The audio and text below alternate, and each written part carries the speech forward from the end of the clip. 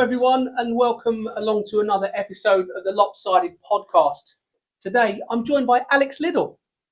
How are you doing? I'm good. Good to see you. Good to see you. Good to see you. It's been a minute. I know. It's crazy how time quick flies, right? Yeah.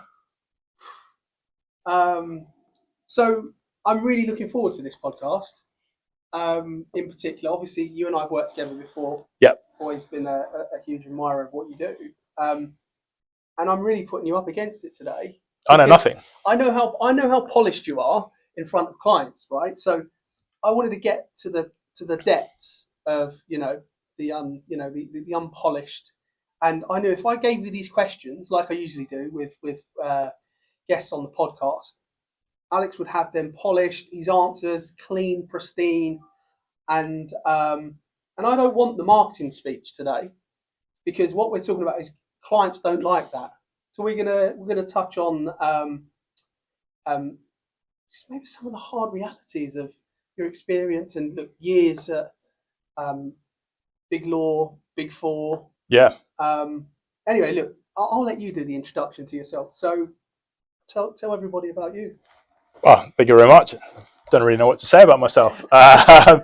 Yeah, so a bit of a strange background because I started in oil and gas. I worked there for 10 years in different sales and operations roles. Moved to Houston for a while. Did an MBA. I know you like that one. Yeah. And then I wanted something different, and that's when I moved to professional services. So I moved to a boutique consultancy first of all down in London, and then it was the same headhunter who moved me there. That moved me to first law firm, which was Herbert Freehills, which is where we worked together. Yeah. And had the pleasure of managing their energy clients there. From there, went to Simmons & Simmons, looking after their global corporate and commercial team. And then that took me to PwC, and currently sales director for EMEA over there. So been there about... Yeah, big region. Been there, big firm, yeah, and been there about 6 months now. So it's all good. It's all good. It's nice to sort of get all that experience together and look at things from a different angle. Yeah. So a bit more about you. So who is your hero? Well, and what are we talking about here? Because there's different things. I mean, automatically, you know this. I'm going football. Yeah, and we've had some football ones. Yeah, Steve Jones was Teddy Sheringham, and had a cricketer. Alex Smith had a cricketer. I mean, yeah. So Zinedine Zidane is probably the greatest player I've ever seen play. Amazing. I think in the world of business, I've always been a Jack Welch fan. So that's probably the hero in that way. Yeah. But yeah, everything he did in GE was incredible for me. So yeah, it depends which way around you want to look at it. Interesting. And what is your biggest accomplishment? Having kids.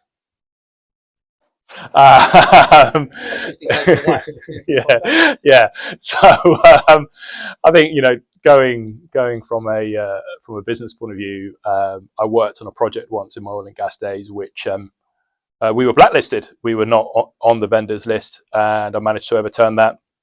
It's a project called Kashagan in Kazakhstan, and overturning that to then become the preferred supplier. Got a very nice email sent from the buyer at the client side to the president of the company saying, not seen service like it. So I still have that. I still have that. That's definitely framed on your wall. That's definitely framed in my office. Yeah. As a constant reminder, I am good at my job. And which song would you sing on a team karaoke night out?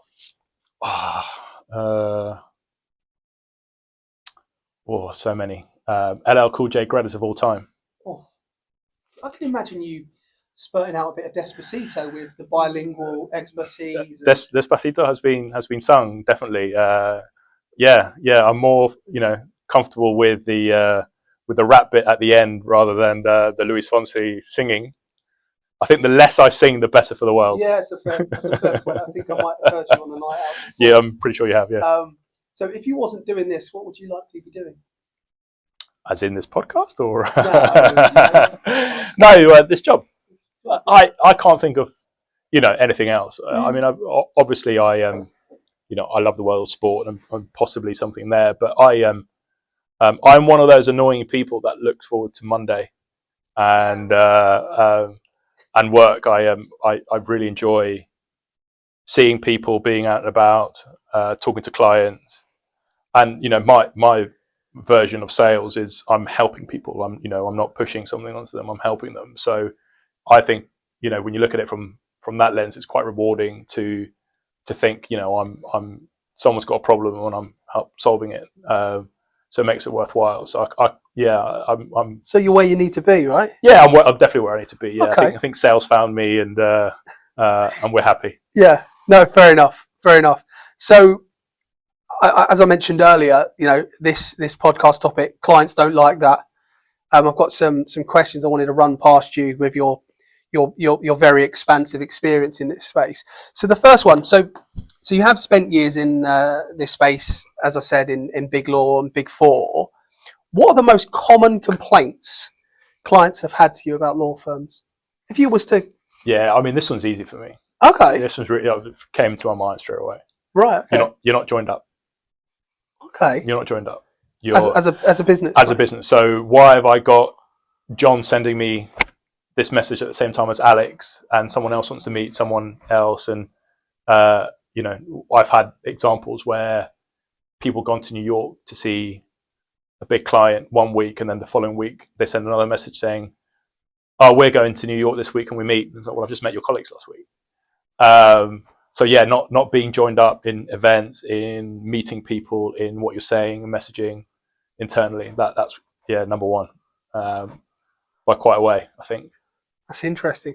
And which aspects of client service do clients actually find most frustrating and disappointing in your experience? I mean, it's similar. It's probably not being told for stuff. So it's the it's the like other synergy. Side. Yeah, exactly. So the whole well, I didn't know you could do that. I didn't know you had that area. You look at what I'm doing at the moment in PwC. We do, we have a lot of tech stuff. Tech enabled, human led. Services. So being able to provide that and say that if you're going in there with a pure, this is the problem, this is how we solve the tax, the consultancy, the legal, whatever issue, then that's only part of it. It's not saying, well, actually, we've got this piece of tech that can do that for you whilst you sleep. So there's that side of it. There's not being told enough. Why didn't you tell me that you did that? That would have been really helpful. Yeah, the kind of full service solution, right? Full service solution, absolutely. Yeah. Do you know what? I've got to give you credit on this actually, because in my experience, and obviously I've worked with quite a few people in this space, you are one of the ones who always was thinking about that full service model for me. Like, how can we leverage this? How can we leverage that within, solving client problems? And it doesn't happen as often as one would expect it to, does it? No, I mean, again, early in my career, we had a boss who came up with the saying, "What gets measured gets done." And I think it just depends how people are measured, and therefore how their brain is engaged into what they're trying to do. And they're thinking, well, I've got to do this meeting, or I've got to hit these targets, or I've got to talk to them about this, or you've got this new legislation, I have to talk to them about that. They don't think about the bigger picture. And as I said at the beginning, my view of sales is I'm helping solve a problem. And sometimes, I've had one piece of work that I did with a big bank, which was they didn't even know they had that problem. So I met them at a conference, and I was trying to talk to them about an area that I could see would help them, and they kept sort of saying no, and then sort of it clicked, and they realised, well, actually, that's going to be really helpful, and it ended up being a 200, 300k piece of work, and the first of its kind for the company. So it was it's one of those things that if you go there with that open mind and ask the right questions and not try and push something, it enables something to happen, and that is where the fun in sales comes, as far as I'm concerned. So that's why I do it. Narcissist. Exactly. and kind of to put a pricing lens on this as well, because obviously it's the LOPSided podcast, and we've touched on a few other elements. Which billing or fee structures tend to cause dissatisfaction amongst clients? Is there, or is it lack of creativity around? I mean, definitely the lack of creativity. I mean, you've got to think about it, right? There's a few things that that sort of come to mind. I was at a recent PwC event, and we invited some clients over and asked this question. And there was a 3 general counsel who just, it was great for me because they just turned around and said, if I get one more hourly rate card, I'm going to throw it in the bin.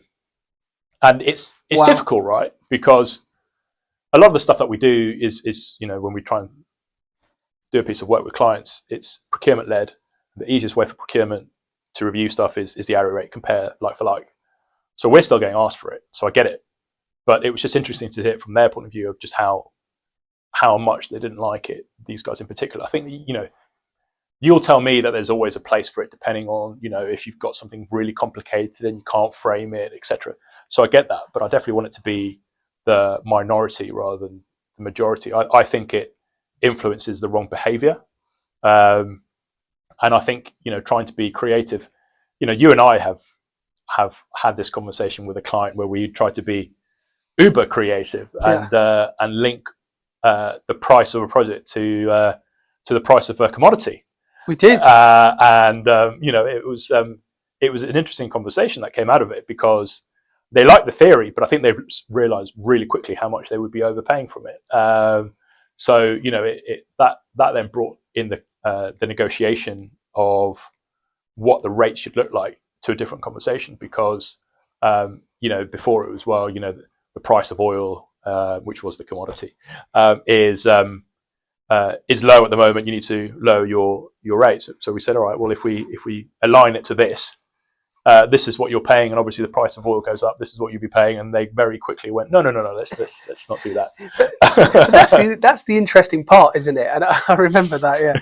But I found actually with clients, in my experience, it's, you know, what can you do? How can you be creative around pricing? Okay, now we've seen that you've thought about it. We'll go back to something we're more comfortable with. Yes. Because I think it's for them to understand that, you know, there has been thought gone into the commercial aspects of delivering this piece of work. Yeah. And I found that on a few things, you know, around the commodities-based pricing and a couple of other very interesting models. Skill swaps was another one. Yeah. You know, clients love to hear that you're thinking that thoroughly about their business and how to service them in the right way. Yeah. And focus on value and aligning risk in that example. And that for me is the one. I want us to have skin in the game when we're pricing stuff. I want to show the client we want this journey to with work. you, right? Yeah, we're in this together. It's a partnership. If you make it work, and obviously, you know, we'll take the risk, but at the same time, you know, if it goes through, there's the thank you has to be there as well. And you know, so many projects, in particular in the legal world, you know, go awry because of so many external problems. That if you are a good advisor who's able to get the deal through, you know, I believe that, you know, that it would be valued more by the client, and therefore they'd be more willing to do it. But you know, it's just got to work together. Yeah, and changing, moving the lens slightly from commercial and pricing into legal ops capabilities. What is the general response from clients when, you know, BD or marketing suggest legal ops capabilities to the client? Are they generally receptive to that, or it really varies?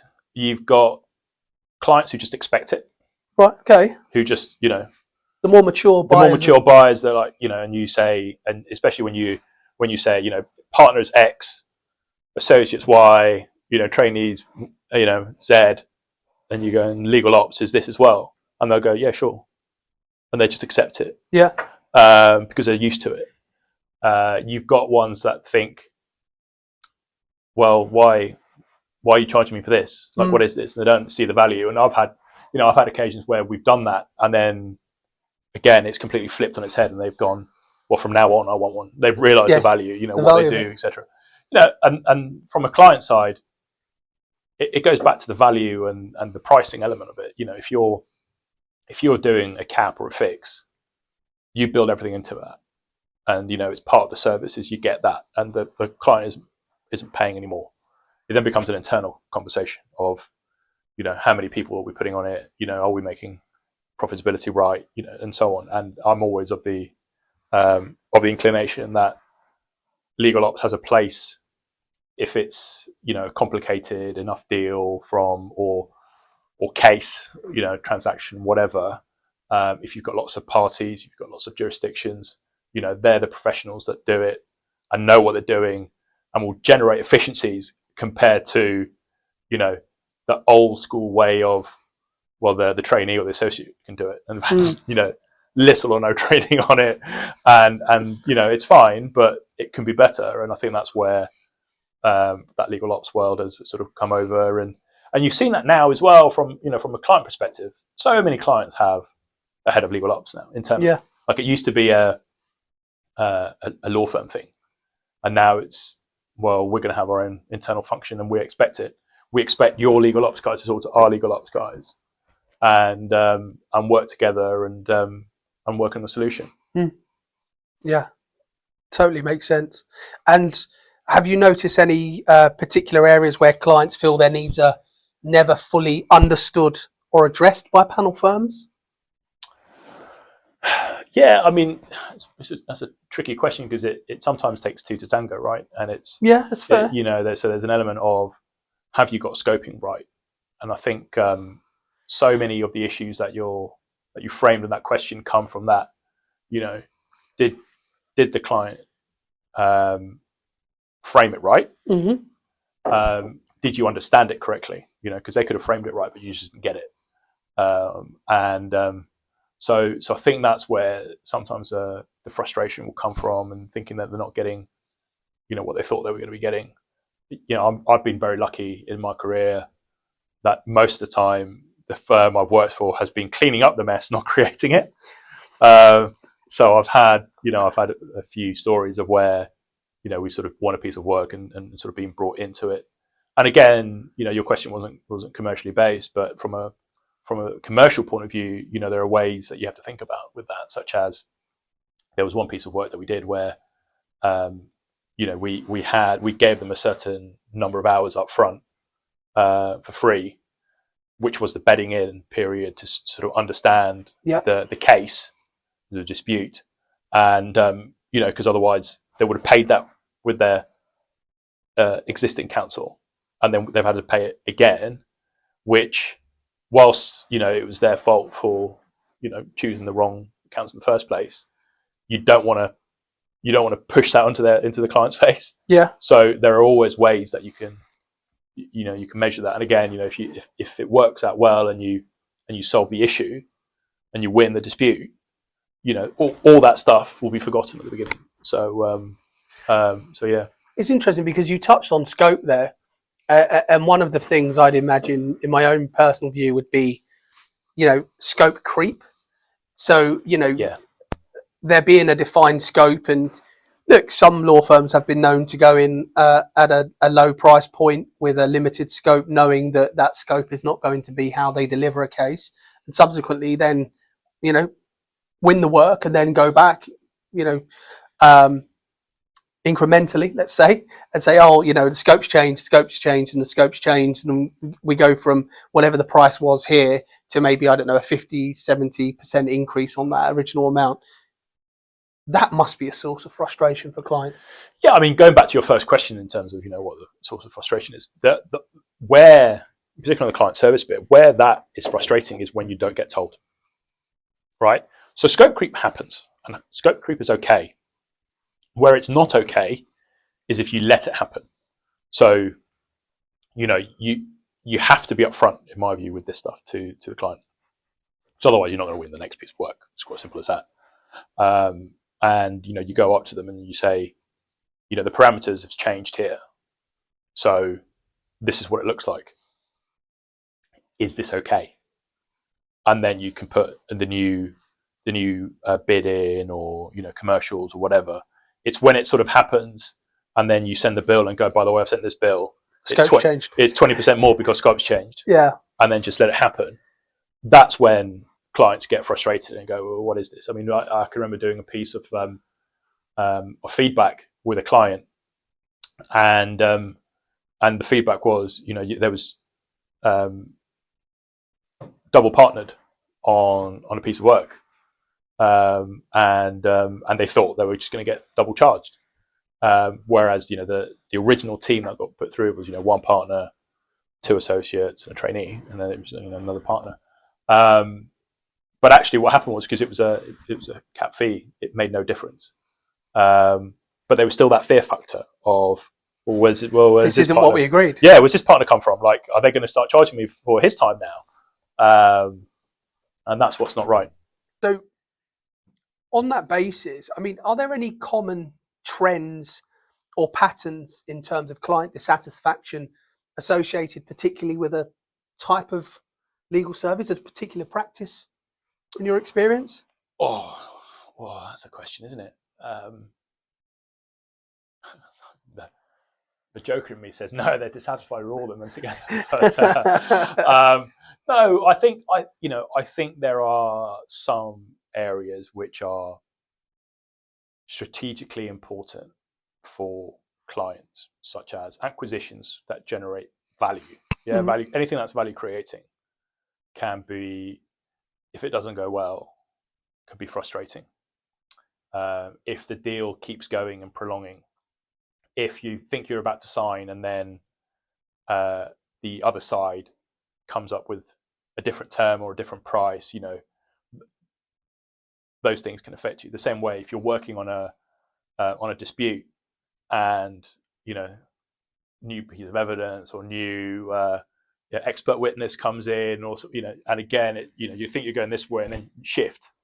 That causes frustration, but it's not really down to the level of service. It's just anything that's strategically important and has an impact of a share price, a value, your job, anything like that will always have that risk factor, and therefore can cause dissatisfaction or worry or concern. Yeah, I think, but you touched on this earlier. I think there is shifting the commercial conversations, isn't it?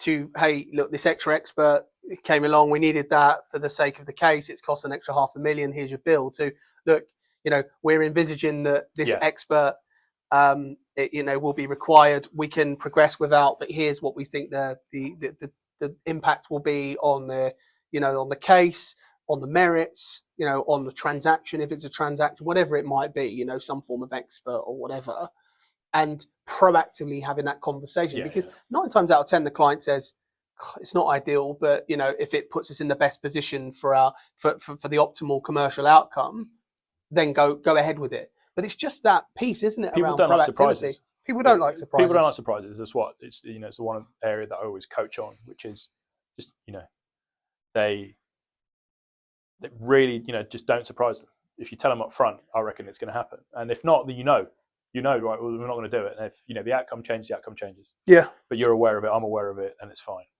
But if you tell them up front and why, more likelihood they're going to tell you it's okay. So just don't surprise them. So final question I had, or actually no, I've got 2 questions. I'm gonna squeeze 2 in. So the first one was, or is around technology. So love it. How do clients generally respond to the suggestion or the use of technology in legal services? Again, it depends on the client, but more often than not, I'm now seeing it's expected. So it's an expectation as opposed to a suggestion. Yeah, I think so now. I've got a I'm working on a client piece at the moment, and it's all about, and that's the beauty of PwC and why I went there. That everything is that tech powered bit that I've mentioned. Yeah. So, if you're able to use technology for something, that's the expectation. So do it. It's like us in the day-to-day life. There's an app for absolutely everything now. Very true. Yeah, there is, and we're kind of used to it. There's an AI app for everything now as well. Yeah. Gen AI infused app. Yeah. How? Yeah, it has AI. I'll buy it. It's as simple as that. There you go. So, so I think there's that expectation. I mean, it just depends, right? If you're, so again, I've got one client who, because you're talking about AI, big fan of AI. She talks about it in conferences and stuff, so she talks about it a lot. But she might not be ready to buy directly at the moment while she waits for it to get better or cheaper. Mm-hmm. So it just depends on that kind of thing. But I think there is still an expectation for it. And there's also, so I've got, again, one client that I've got who was very fearful of AI. And I started talking about what it can do and how it can do it. And lo and behold, he's incredibly interested in it, buying a piece of AI. And there's so many of those conversations that have happened, that once you demonstrate what it can do and how it works and how it can make a person's day job easier, in your world, the phrase do more with less is often said. Yeah. And the teams are smaller, they're stretched, they don't get to do a lot of the strategic stuff which causes pain, like I've mentioned. So if you can have some sort of technology that would help them get rid of the churn, the rubbish, the less strategic stuff, the less value added stuff, a lot of people will bite your hand off for it. So I do think there is an expectation of it, and I think not everyone is there, both from the buyer and the seller perspective. But if you do have it and you can demonstrate it, then it's just there is that expectation of why would I pay X for your work when I can pay less for something quicker when it's got that technology. So final question. You've been involved in thousands of pitches over the years, and quite a few successful ones, no doubt. What would be the 3 quick pieces of advice you'd give to a law firm pitching for a particular piece of work, looking to be successful? Number 1 is team. Okay. So and that's 2 ways. That's team experience. You've got the right team on it, because a lot of the questions you get is based on, everyone always wants the A team. So how is this the A team? Yeah, you've got to demonstrate that, because otherwise, it's very clearly shown that you haven't got the A team, and they're like, well, obviously they don't care about us. So why? And then the other one on the people side is diversity. Super important. There's changed his title now, but he was the general counsel of Anglo American. Richard Price, I think he's vice president or something. He's definitely a board member there. I can remember sitting across him in a meeting where he told me 3 times, whilst slamming his fist on the desk with a smile on his face, because it was a friendly meeting, seeing diversity as a source of competitive advantage. And I'm there going, yes. And he looked at me again and was like, Alex, see diversity as a source of competitive advantage. And that's always resonated with me. So, and he's absolutely right. 100%. I mean, he's 100% right, isn't he? 100%, which is why I quoted, right? Yeah, and I mean, interestingly, another name sprung to mind of someone at Anglo American from my previous days, who was really about diversity and inclusion, a guy called Eric Coe, I believe his name was. Right. And just, I mean, firms expect to see DE&I, and it shouldn't be this additional piece. It shouldn't be a box ticking exercise. Yeah, no, exactly. And I think the firms that really embrace that culturally are the ones that will get ahead. Yeah, sure. 100%. So you've got that people element. You then got it depends if it's a presentation pitch. Yep. If it's a written pitch, but if it's a presentation, practice again, maybe practice one more time. You got to, going back to the first point, does it show that you guys work together? Yeah. If you get asked a question and then one person answers it and then the other person goes, can I just add? And they say something completely different, and then someone else, it shows that everyone's got their own opinion and so on. An agenda sometimes. To push their point, and it's not really coercive. So demonstrating examples of, well, I've worked with John and on these projects, so he'll do this and I'll do that, and etc. I think it really shows when you do that. And then if it's a written pitch, I mean, there's sort of, again, two elements there. Make sure it's tailored. Like, don't boilerplate it. You see, so much of that still happens. So much still happens. And the other one, which is a sort of pet hate of mine, which law firms love, is the length. Oh. So I coach people. It depends if you're being asked hundreds of questions, a panel pitch and so on, then you can't help it. It's you ask those questions. If it's a piece of work, don't make it longer than 10 pages. There's no. I don't understand why. I mean, obviously you can add an appendix at the end with more info if you need it, but these guys are busy. And they're reading 10 versions of that. Yeah, exactly. So really try and tailor it and make it succinct. What's your point? How are you going to help them? What's your journey? And I can remember again a general counsel at a company just saying, I literally read the executive summary and the pricing, and they're like, it doesn't surprise me. Telling me is I don't have time. I don't have time for the rest of it. So obviously for these pieces of work, he was so senior, he wouldn't be the buyer, but it's his budget. That's why he sees it. But so the buyer, the user is expected to read it. But again, they are so busy. So just make it easy for them to follow and read and take from there. So yeah, those are the ones that I'll die on my hill for those. Alex, it's amazing. Thank you very much. Always good to talk to you, buddy. Good to see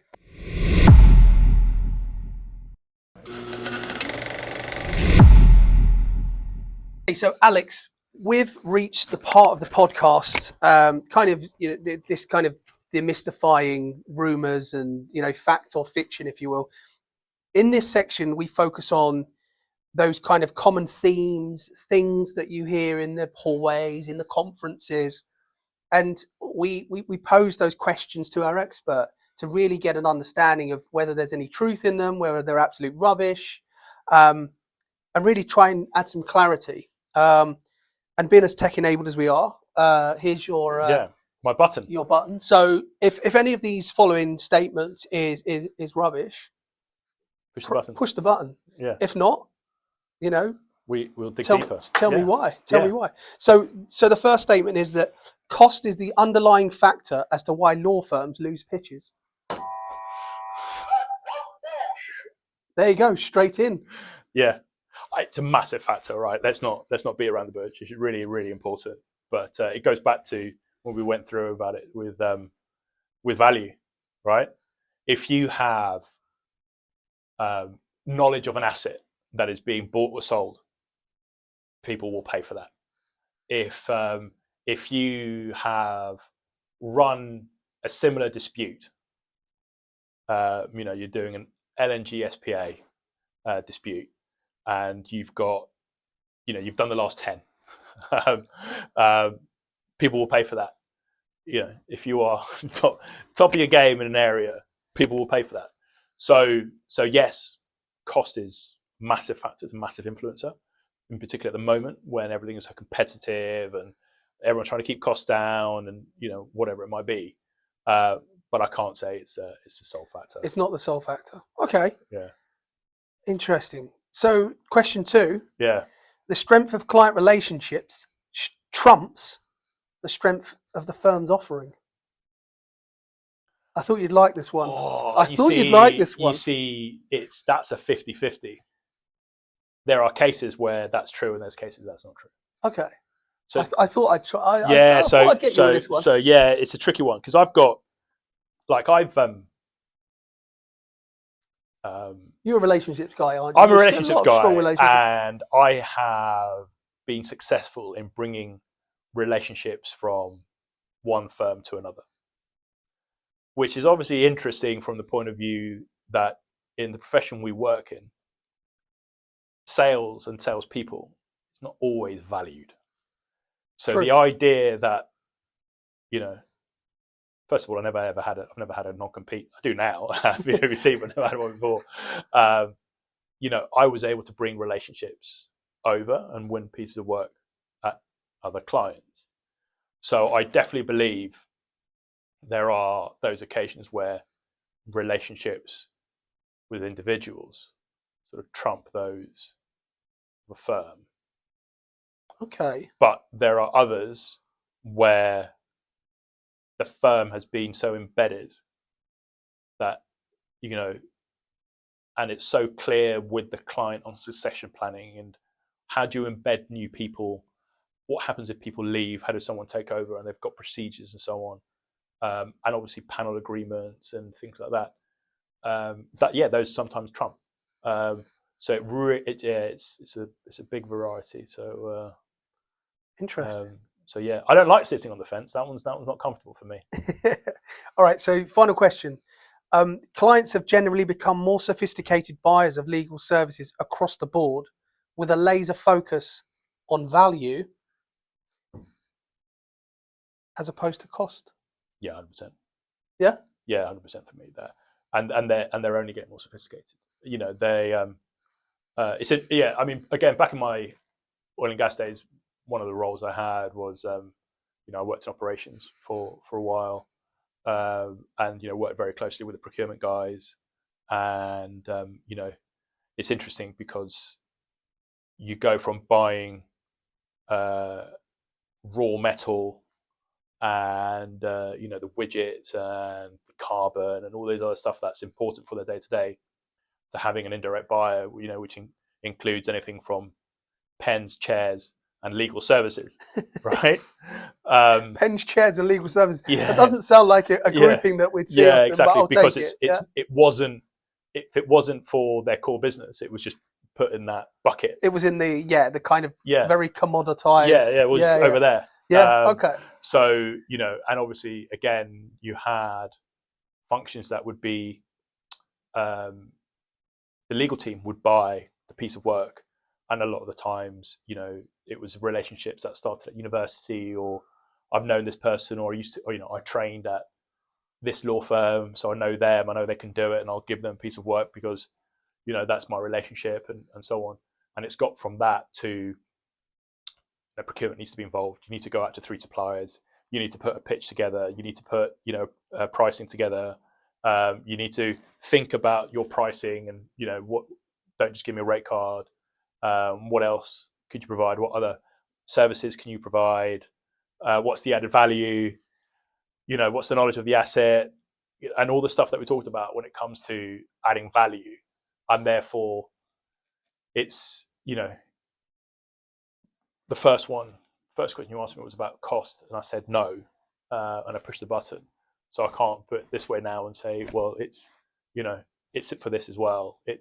I think value will always trump cost, and legal services are getting better at recognizing that and buying those services, which is a gift and a curse. It can be difficult when you've got an existing relationship where you've always got the work, and maybe you rest on your laurels and you lose a piece of work. So that's why they do it. But at the same time, opens opportunities for being competitive and winning another piece of work if you think you can add something to them and solve a problem.